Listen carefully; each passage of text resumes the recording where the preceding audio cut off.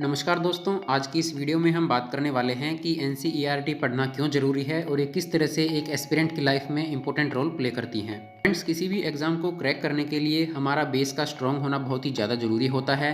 कहने का मतलब ये है कि जब तक कि हमें मैथ सब्जेक्ट के अंदर प्लस माइनस मल्टीप्लिकेशन और डिवीजन अगर नहीं आएगा, तो इन सब के बारे में अगर हमें नहीं पता होगा, तो तब तक हम जो है ट्रिग्नोमेट्री, ज्योमेट्री इन सब को नहीं कर सकते हैं। ठीक इसी तरह से जब तक हमें हिस्ट्री, ज्योग्राफी, पॉलिटी इन सब के बारे में बेसिक नॉलेज नहीं होगी, बेस स्ट्रॉन्ग नहीं होगा, तब तक हम जो है डायरेक्ट नेक्स्ट स्टेप पर नहीं चल सकते हैं। मान लीजिए हम अगर बात करें भारत के संविधान के बारे में, तो संविधान को पढ़ने का, याद करने का, समझने का कोई बेनिफिट नहीं होगा जब तक कि आपको इसके बारे में ये ना पता हो कि इसकी हिस्ट्री क्या है और इसकी हमें ज़रूरत क्यों पड़ी। यही होता है बेस का स्ट्रॉन्ग होना। अब बात करते हैं मेन मुद्दे की कि हम एनसीईआरटी बुक्स ही क्यों पढ़ें। मार्केट में हज़ारों लाखों की संख्या में स्टडी मटेरियल अवेलेबल है, तो एनसीईआरटी में ऐसी क्या खास बात है जो बहुत ही बड़े बड़े कोचिंग सेंटर्स, टीचर्स इसी को जो है एनसीईआरटी बुक्स को जो है प्रेफर करते हैं, स्पेशली फॉर यूपीएससी एग्जाम और अदर गवर्नमेंट कॉम्पिटिटिव एग्जाम्स। दोस्तों, आगे वीडियो में मैं आपको 5 पॉइंट के साथ में विद एक्सप्लेनेशन इन सब के जवाब जो है देने वाला हूँ। तो हमारे चैनल पर जो है एनसीईआरटी सीरीज स्टार्ट की गई है, जिसमें सभी क्लासेस की एनसीईआरटी को कवर किया जाएगा। 6th क्लास से लेकर के 12th क्लास तक की सभी सब्जेक्ट्स की जो नेसेसरी हैं, उन सभी एनसीईआरटी की क्लासेस को कवर किया जाएगा, जिसके चलते हमने अपने चैनल पर 6th क्लास की जियोग्राफी की बुक को कंप्लीट कर दिया है। अभी कंटिन्यू 4 से 5 वीडियोस एनसीईआरटी के रिगार्डिंग आएंगी, जैसे कि एनसीईआरटी पढ़ना क्यों जरूरी है। दूसरी वीडियो आने वाली है कि एनसीईआरटी को किस तरह से पढ़ना चाहिए। उसके बाद वीडियो आएगी कि कौन कौन सी बुक्स हैं जो आपके लिए ज़रूरी होंगी यूपीएससी पॉइंट ऑफ व्यू से।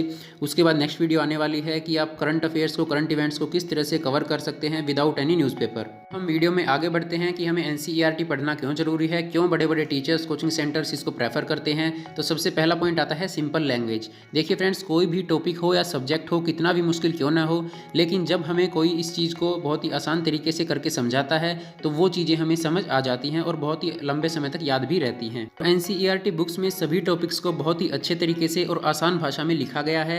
मतलब कि इन बुक्स को पढ़ने के लिए आपको स्पेशली किसी टीचर की ज़रूरत नहीं होती है। आप आसानी से सेल्फ स्टडी के साथ इन्हें अच्छे से कवर कर सकते हैं और बहुत ही डीप नॉलेज के साथ। सेकंड पॉइंट आता है एक्सटेंसिव रिसर्च। देखिए दोस्तों, एक्सटेंसिव का मतलब होता है बहुत ही बड़ा या फिर विस्तार पूर्वक।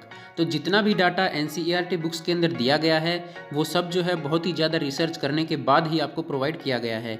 इन बुक्स को प्रिपेयर करने के लिए अलग अलग फील्ड के बहुत से scientist, geologist, politicians, history experts, इन सब के एक साथ में हज़ारों लोगों की मेहनत जब एक साथ जुड़ करके आई है, उसके बाद ही ये बुक्स जो है प्रिपेयर हो पाई हैं। तभी ये जो है इतनी कंप्रेस्ड फॉर्म में आपके सामने इतने कम पेजेस में पहुंच पाई हैं। तीसरा पॉइंट आता है ऑथेंटिक इन्फॉर्मेशन। दोस्तों, ऑथेंटिक का मतलब होता है विश्वसनीय।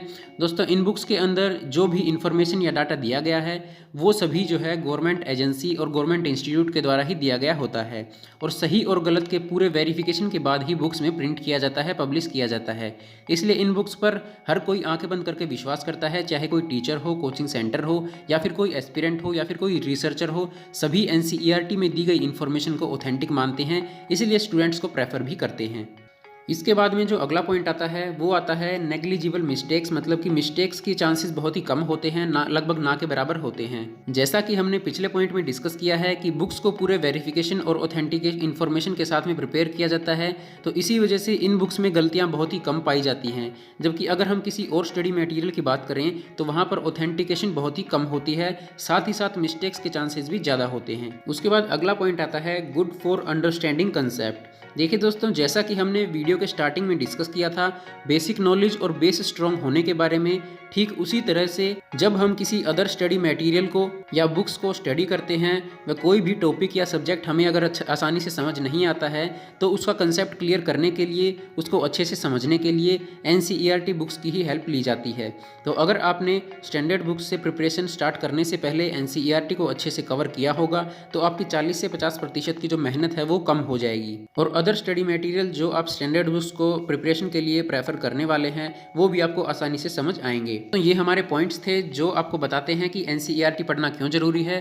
दोस्तों, और कुछ करें या ना करें, लेकिन हर जगह व्हाट्सएप, फेसबुक, ट्विटर, सब जगह पर इस वीडियो को शेयर जरूर करें, जिससे कि भारत देश में पढ़ने वाले हर एक बच्चे को, हर एक स्टूडेंट को एनसीईआरटी बुक्स की वैल्यू का समय रहते पता चल सके।